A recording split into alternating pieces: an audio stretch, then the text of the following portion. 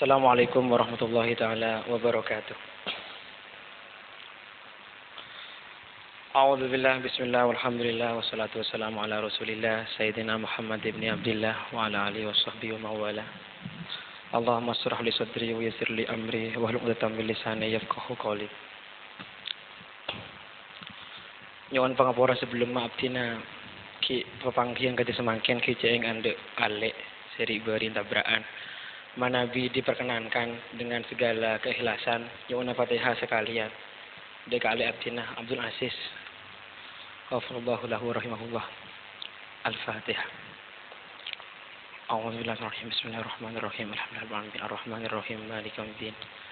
Iyyaka na'budu wa iyyaka nasta'in ihdinas siratal mustaqim. Shiratal ladzina an'amta 'alaihim ghairil maghdubi 'alaihim waladdallin.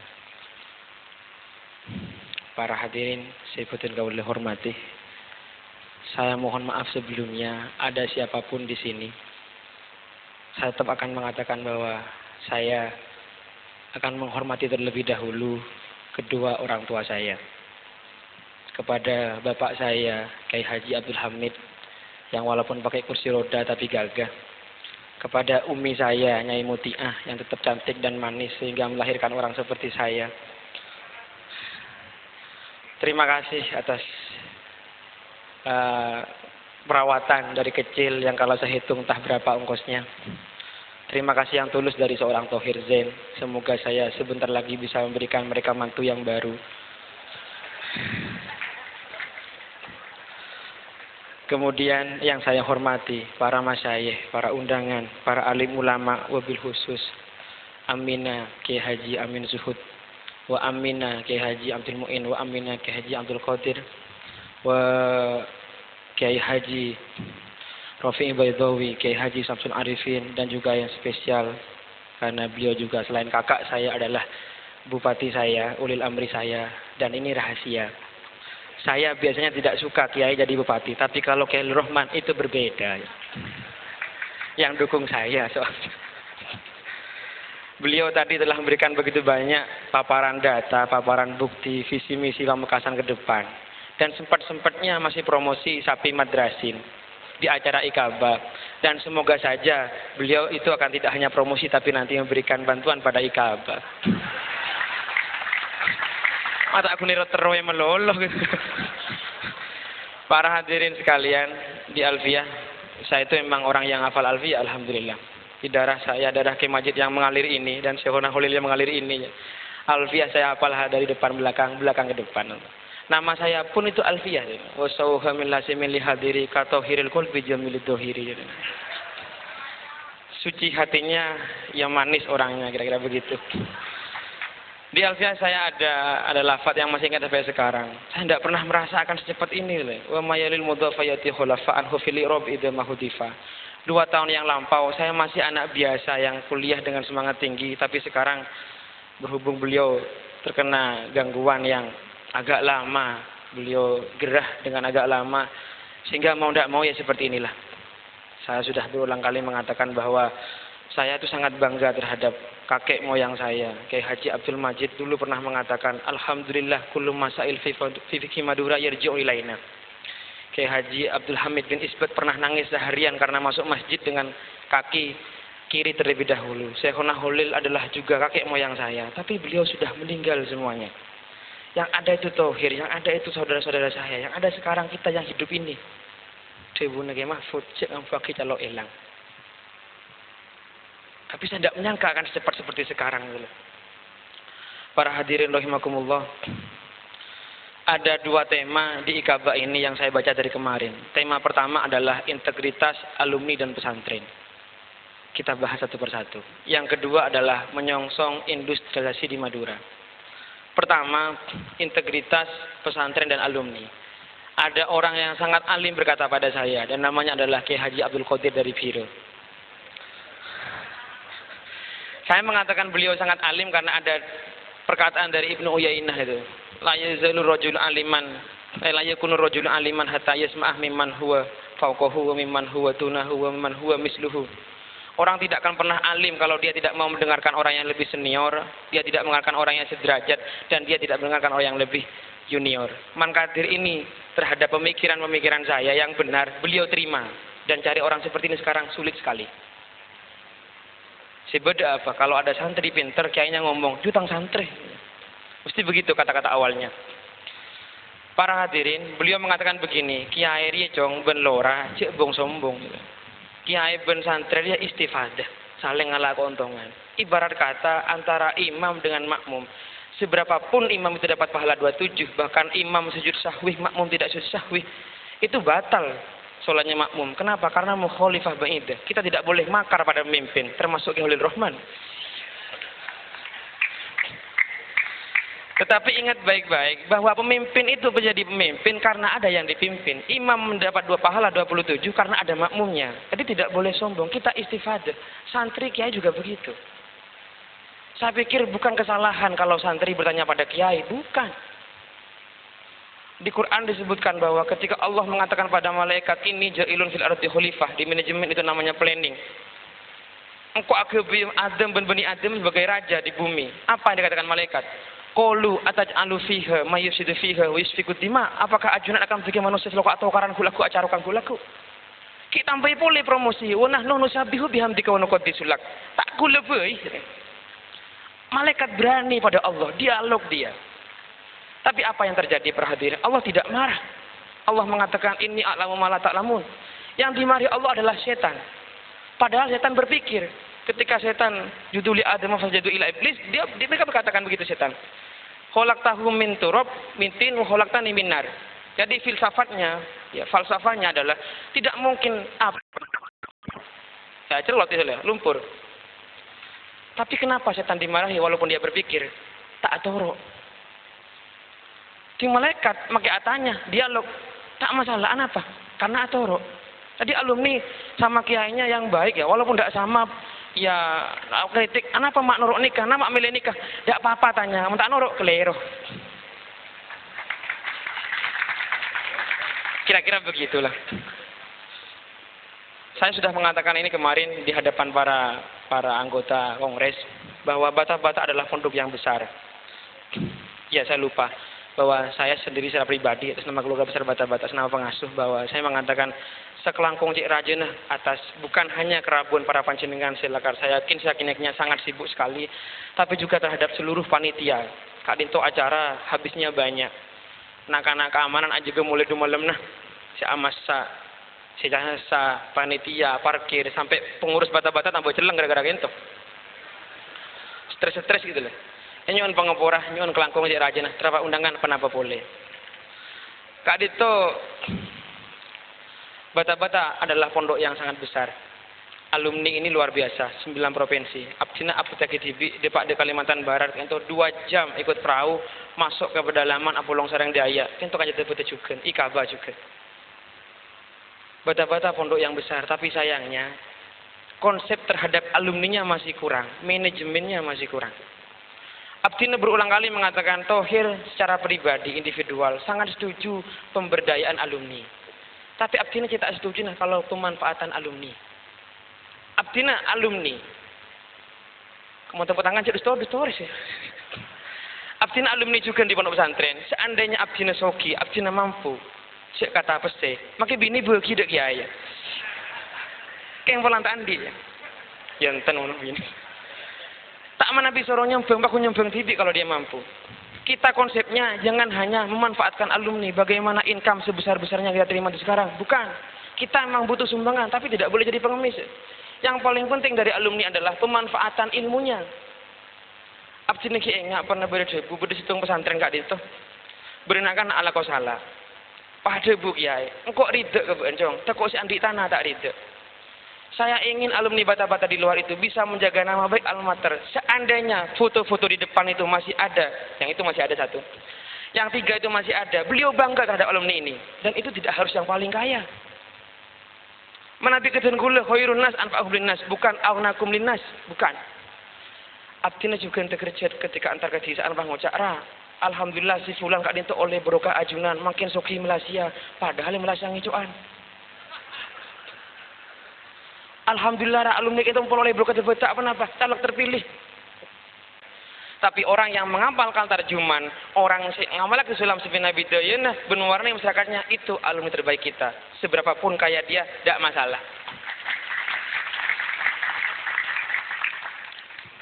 Para hadirin, Kak Dito, saya kocak integritas pondok sareng alumni. Ikatan antara kiai sareng murid itu luhur sekali.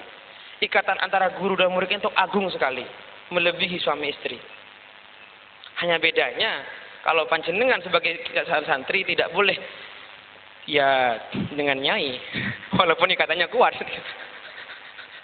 Kalau sang istri boleh gitu.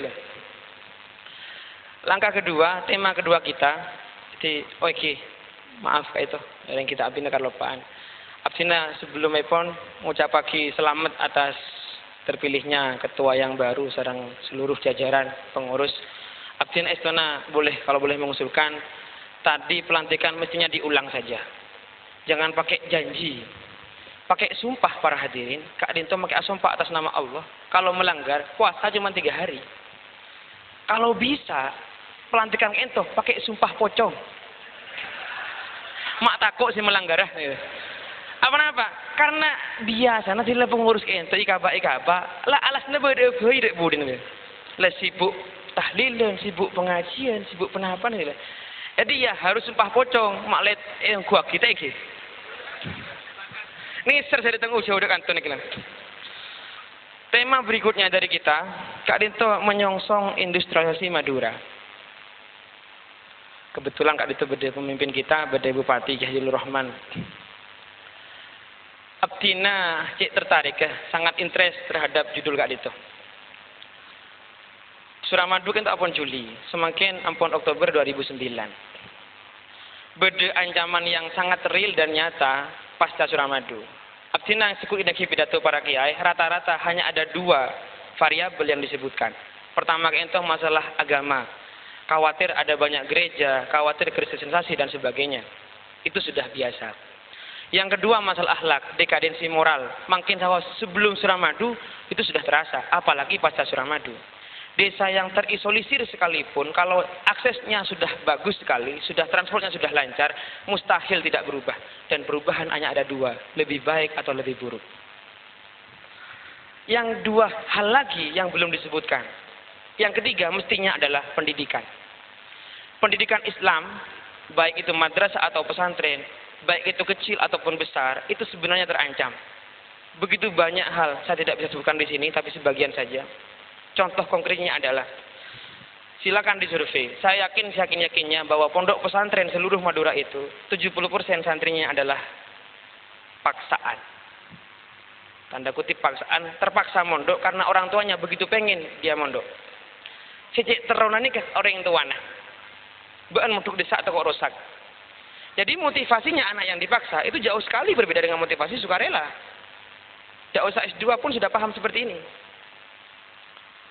Sekarang tahun 2009, apakah ada jaminan 2019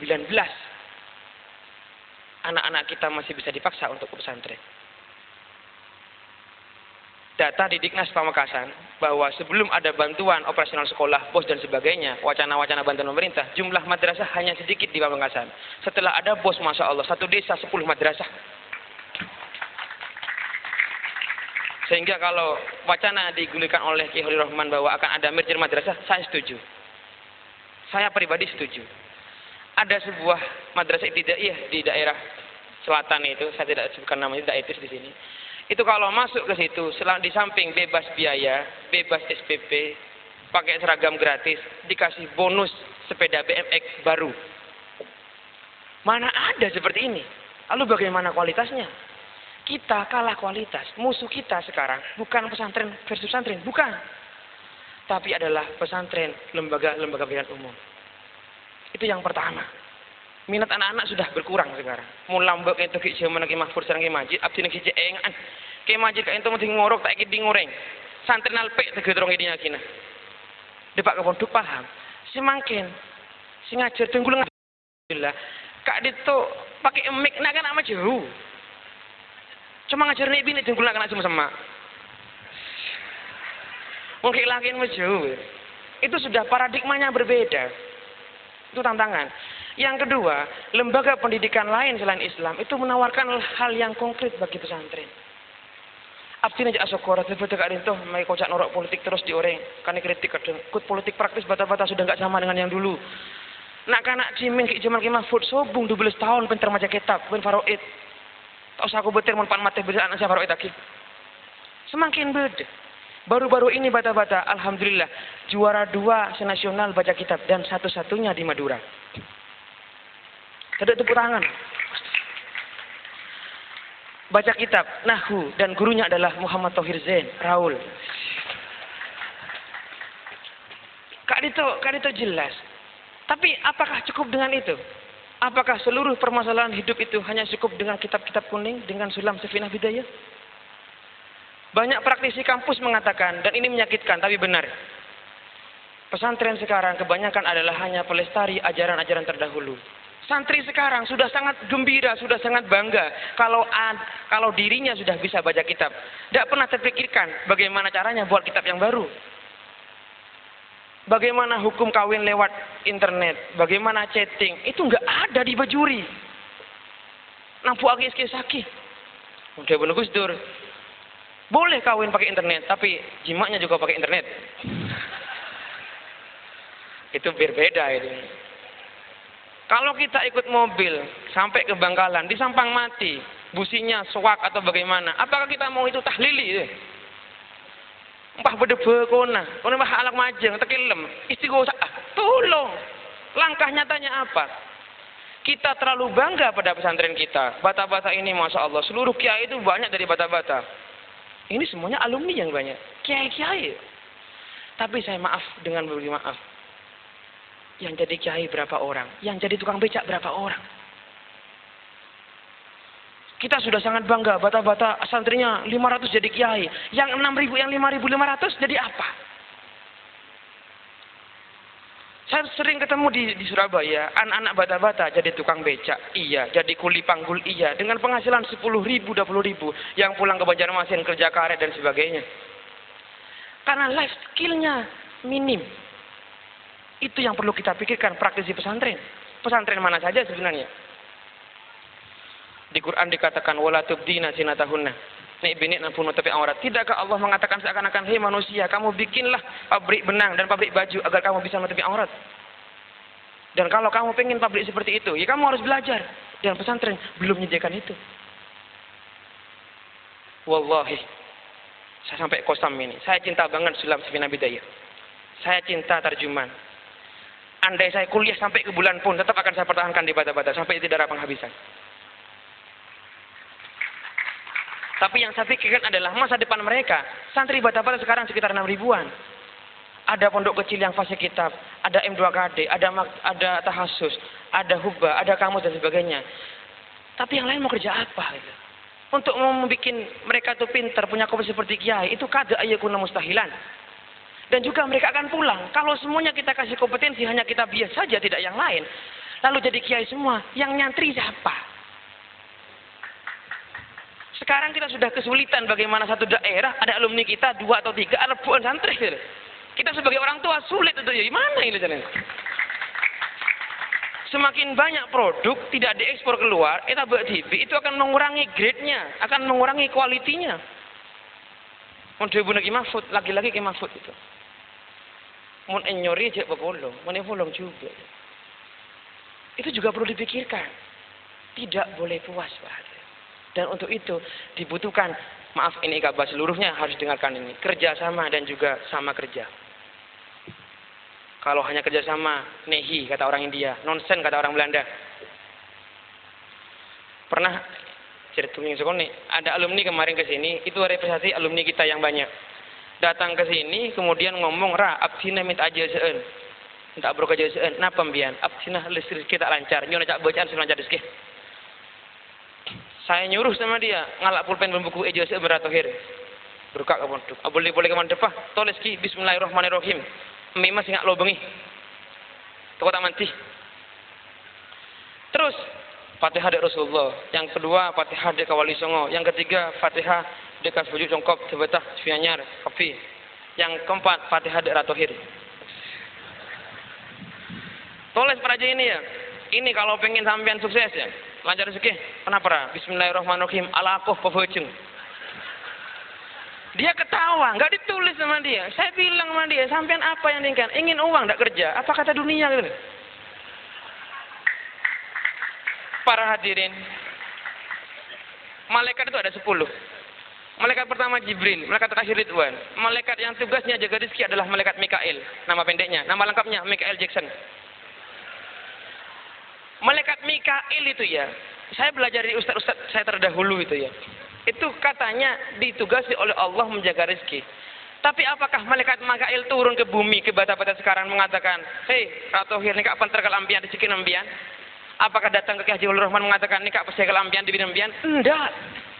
Apa yang dia turunkan? Air hujan, tumbitu mafil ard, menghidupkan apa yang di bumi. Itu lakoh kita. Dan ini sangat sering saya sampaikan, walaupun saya sampaikan lagi kembali, karena ini speknya lebih umum. Wa ma min dabbatin fil ardi illa Allah rizquha ya'lamu mustaqarraha musta'daha kullun fi kitabim mubin. Kalau santri kebanyakan mengatakan bahwa seluruh hewan di dunia ini Allah nanggung rezekinya. Ada profesor saya namanya Dr. Muhammad mengatakan, coba kita pikir dulu, kita ya refleksi dulu, apa dabbah itu? Di kamus dabbah itu man yadubu fil ard, hewan yang melata di bumi. Kalau Cak Madhura itu keben, nek jere wong Jawa rumangkang, nek jere wong Indonesia melata. Ajelen agremet. Saya tanggung rezeki Allah sak jelen, sak lakoh gitu. Asmari itu orang helap. Dia mengatakan Allah kafi, Allah kafi. Oke. Anak urid, anta turid, walakin Allah fa'alu lima yurid. Kalau untuk jodoh saya berbeda. Anak urid, anti turid, walakin ummi la turid. Selesai. Tak lebih ngapain.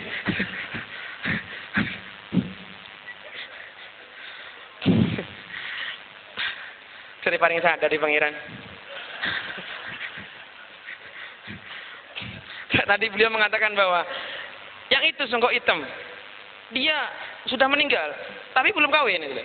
Yang pidato barusan pakai jenggot, itu sudah kawin, tapi songkok hitam juga hidup. Saya songkok hitam enggak, putih enggak, belum kawin tapi hidup.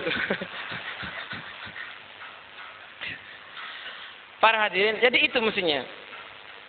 Kenapa saya berpikir alumni bata-bata cepat sekali menyerah gitu. Sering sekali menyerah, pengurusnya gitu, waduh kesel aku. Kenapa? Seandainya saja ada istri sampian-sampian, istri panjenengan, itu kupepe ben orang, acarok. Ki Haji Abdul Hamid pakai kursi roda, stroke itu. Kemarin ibu saya ditelepon sama orang gelap. Sayang. Ibu saya sudah sepuh padahal, saking cantiknya ibu saya, sehingga diteror. Ki Hamid itu mendengar, diambil HP-nya, sapa beun, dan nak carok kemarin bengkok, stroke dia. Itu Kiai bata-bata, salah ya. Mangkat tongkat itu. Kenapa tidak mengatakan mohon bismillah salah? Aduh, takdir Allah. Kenapa begitu?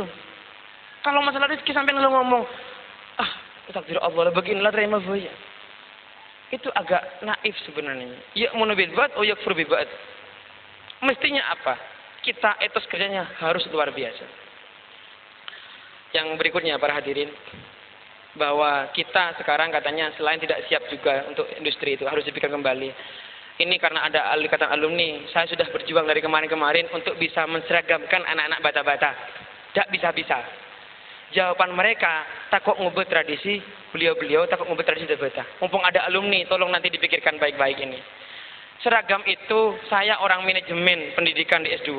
Bagi saya yakin-yakinnya, bahwa ketika santri pakai seragam, itu tidak akan menghilangkan tradisinya, dan juga akan meningkatkan motivasinya. Dijawab lagi.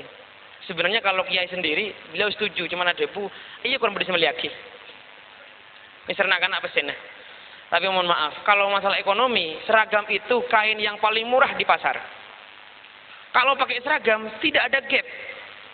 Sekarang aja tidak pakai seragam, anak-anak ada yang pakai lamiri, itu berapa harganya? Ada yang pakai BHS, berapa harganya? Bajunya bagus-bagus, ada yang pakai baju distro, ada yang baju takwa, dan macam-macamnya.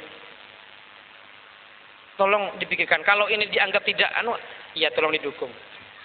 Karena ini juga bagian aspirasi dari anak-anak. Saya hanya menyampaikan saja dan juga iyalah.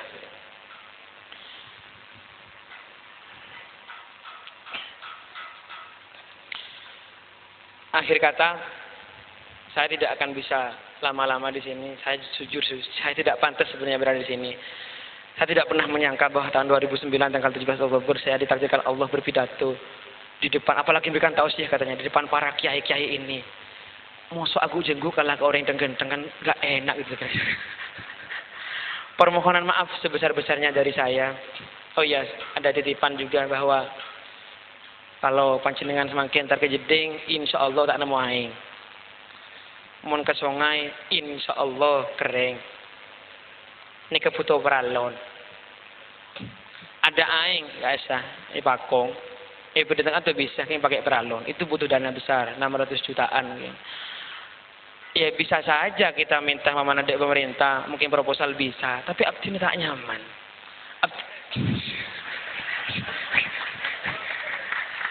Abdi nak matur ada abad. Tidak menjadi matur. Kulit TV kak setuju bantuan dari pemerintah untuk pemerintah dengan 4 hal, 4 syarat. Yang pertama itu halal. Yang kedua tidak mengikat. Yang ketiga yang paling penting apa? Itu memang hak kita. Saya saksinya di Pamekasan ini begitu banyak daerah yang belum ada airnya. Di Toket iya, di Bujur iya, Esana Lau iya, daerah Prapropo iya, Tampar iya, daerah Beduri sampai sekarang masih beli air. Kalau kita dolim ngambil bantuan mereka, apa kita tidak salah? Kita tidak berhak itu. Jadi saya tidak mau. Kalau tidak alumni nyumbang siapa lagi? Gitu. Kalau saya orang paling kaya, saya sumbang semuanya, terserah sayang saya. Cuma saya enggak, saya orang baik yang tidak punya uang gitu loh. Ada sih madrasah-madrasah kadang, ya bangunannya besar, bantuan ngalir tiap tahun, tapi santrinya enggak ada. Itu juga enggak berhak itu. Yang keempat apa? Kalau kita sudah terima bantuan, kita harus siap diaudit kapan saja. Kita harus berani mengatakan bahwa silakan audit kami kapan saja. Ini bantuan pemerintah, ini uang rakyat. Jadi harus dipergunakan sesuai dengan besteknya dan tempat-tempatnya gitu. Saya bilang sama ustaz-ustaz bata-bata, mun mangkin ambian tak nerima fungsional, ambian nabu bojeng, mun tak bojeng ambian koruptor. Untungnya tidak ada KPK di Madura, Komisi Pengawasan Kiai. Kalau ada entah apa yang ada kenapa tidak. Jadi tolong ini diperkembaliin. Ada orang namanya Kiai Haji Sukri Adnan, dia orang Surabaya. Dia tidak begitu baik kalau sedekah itu. Asal mikir-mikir. Tapi ketika bapak saya dulu minta uang untuk beli pipa, dia langsung ngomong, Pak Yai, saya ada. Karena ini amal jariah. Setiap pipa yang Anda sumbangkan, itu air mengalir, bayangkan. Berapa pahalanya? Keba bojeng, keba uduk, keba duha, keba yang lain. Kalau untuk perempuan, keba adus, Masya Allah. Demikian, mohon maaf sebesar-besarnya kalau ada kesalahan dan kurangan, karena memang anak muda itu biasanya memang kreatif, inovatif, aktif tapi agresif. Tapi di bata-bata alhamdulillah masih ada beliau yang masih bisa sangat bijaksana dan menuntun kita. Kalau ada yang baik saya mohon doa restunya. Semoga cepat direstui. Wassalamualaikum warahmatullahi taala wabarakatuh.